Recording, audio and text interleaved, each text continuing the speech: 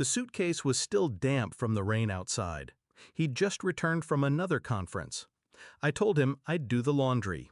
He kissed my cheek without looking at me. When I lifted the last stack of shirts, my hand brushed against a hidden zipper I'd never noticed. A small red velvet box slid out, landing on the tile with a muffled thud. I knew that sound. Jewelry. But when I opened it, it wasn't a ring. It was a delicate diamond bracelet, something I'd never seen before. And, tucked beneath it, a folded note. 6 words, 6 bullets straight through my chest. Can't wait to see you again, love. The handwriting wasn't mine. The perfume on the paper wasn't mine either. I didn't scream, I didn't cry. I stood there, staring at it, the hum of the washing machine the only sound between me and the end of our marriage. We met 12 years ago. He'd been the man everyone noticed when he walked in. Confident, charming. I was fresh out of grad school. Certain love was something you built brick by brick. Back then, he'd bring me coffee every morning, whisper stupid jokes just to make me smile. We talked about building a life, a home, a future. Now he barely touched me. His phone lived face down. Trips became longer, calls shorter, and the smell of unfamiliar perfume lingered on his shirts like a warning I pretended not to see. The first time I truly knew was 3 months ago. A dinner bill from a restaurant 2 hours away, dated the same night he claimed to be at a board meeting. 2 glasses of wine, a shared dessert. I kept my face neutral when I found it. It was easier to be underestimated. From that night forward, I stopped being a wife. I became an investigator. I learned the patterns, the hotel he favored, the name he sometimes used, the days when late meetings meant she was waiting for him. I copied every receipt, every text message he carelessly left in his deleted folder. I even found her, scanning through social media until her smile burned into my mind. But I didn't confront him. Not yet. Because pain is messy.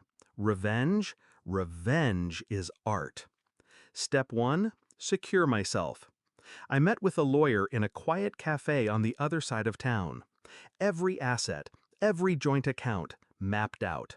My name shifted quietly onto things that mattered. His credit card suddenly had subtle limits. Not enough for him to notice, but enough for a noose to tighten. Step 2. The trap. I let him believe I was the same. Soft, trusting, blind. I packed his bags for trips. I kissed him goodbye.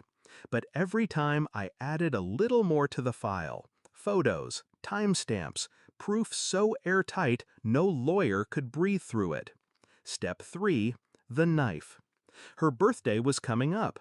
I knew because I saw the gift order confirmation in his email.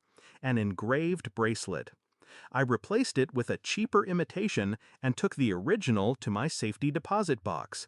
And I waited. The night came 2 weeks later. He returned from his trip, suitcase in hand, smile rehearsed. I made dinner, lit candles, played the part. Halfway through the meal, I slid an envelope across the table. Open it. He frowned, tore it open, and began to read. Every page, every photo, every message. His fork slipped from his hand. "Where did you—" he started. I didn't let him finish. "That's the evidence. Here's the settlement agreement. Sign it, or the file goes to her husband." He froze. He hadn't known I knew she was married too. I watched the blood drain from his face as he realized what that meant. Not just scandal, not just divorce. Ruin. He signed. Of course he signed. In the span of 10 minutes, I had the house, the accounts, and his future in my hands. When he left that night, suitcase dragging behind him, I caught a glimpse of his reflection in the glass door. Small, deflated.